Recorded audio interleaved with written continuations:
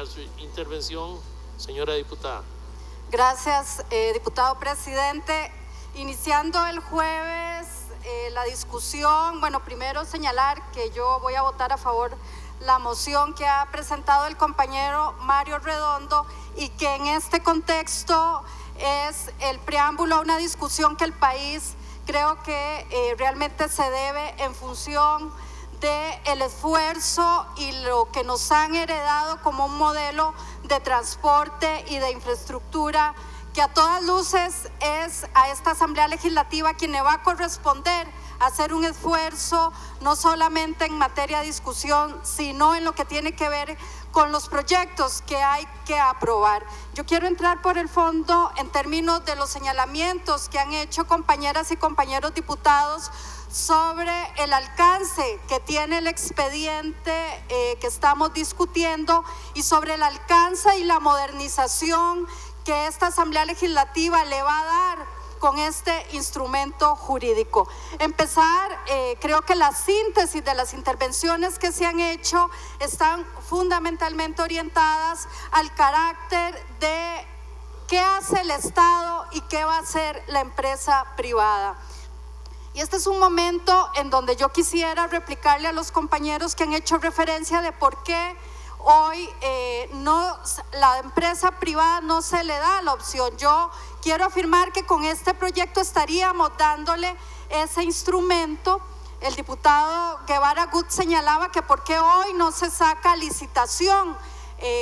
lo que tiene que ver con el tren eléctrico, y señalar en palabras de lo que ha dicho el presidente ejecutivo don Guillermo Santana, que estaban buscando los mecanismos, que esta ley daría los instrumentos que la empresa o las empresas que entren a hacer lo que tiene la referencia de los insumos para el cartel y la plata, creo que nosotros se observa como un tema de carácter prioritario. Es decir, no estamos negando la posibilidad de entrar a negociar con el sector privado. Artículo 3, el artículo 16 y en el capítulo 2, lo que tiene que ver con el artículo 4, claramente se establece la capacidad de negociar, contratar y ejecutar por parte del Estado en una alianza público-privada con empresas que así lo considere el INCOFER oportuno. Es decir, lo que estamos señalando es explorar, sea a través de fideicomiso. Creo que bien se puede también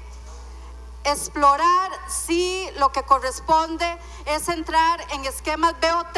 en donde creo que podría ser interesante poder operar, transferir y construir eventualmente lo que tiene que ver con el tren eléctrico interurbano. Es decir, el proyecto en su artículo 3,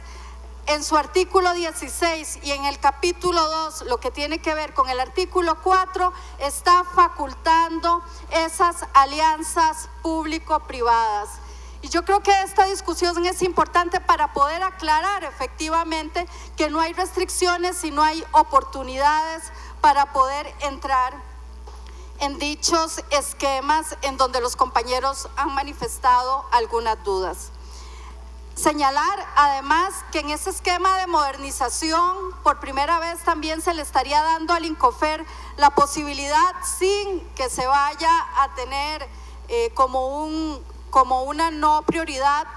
la prioridad será propiamente las funciones asignadas por la ley, en este caso la construcción del tren eléctrico interurbano y eventualmente su funcionamiento. Pero además, como los países modernos, se nos está dando la posibilidad de poder entrar en servicios conexos relacionados con el sistema, o incluso realizar otras obras, inversiones de infraestructura en los inmuebles de su propiedad.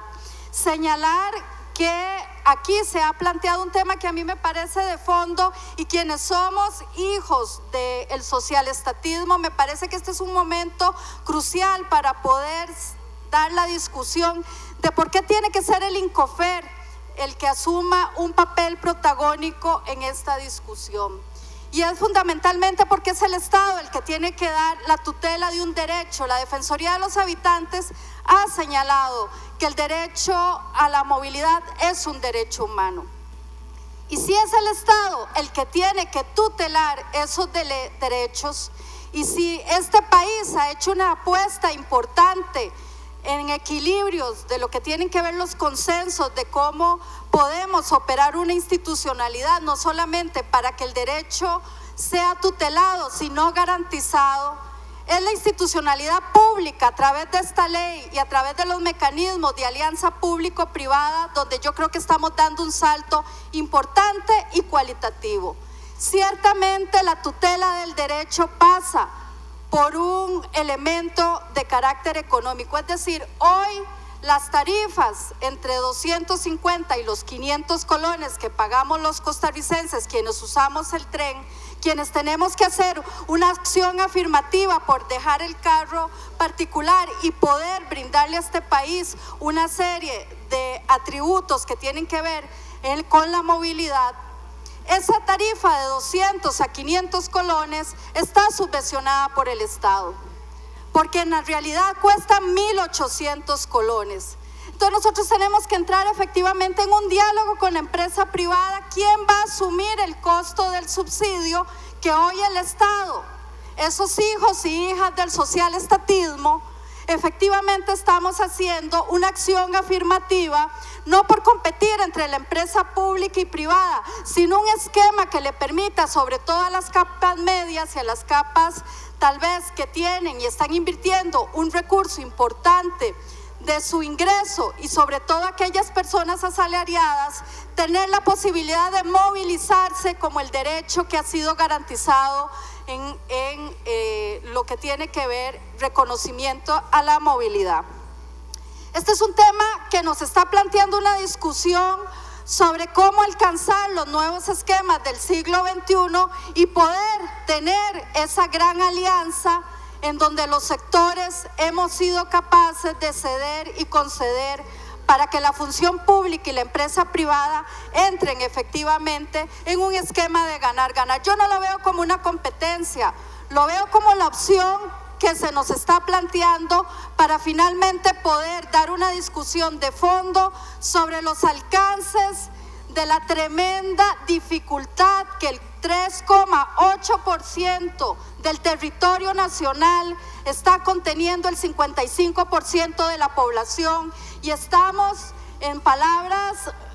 simples, incapacitados en muchas circunstancias de podernos mover por el gran área metropolitana. Entonces el tren eléctrico interurbano efectivamente no solamente es una necesidad, porque nos va a ahorrar menos contaminantes en términos de los gases de efecto invernadero,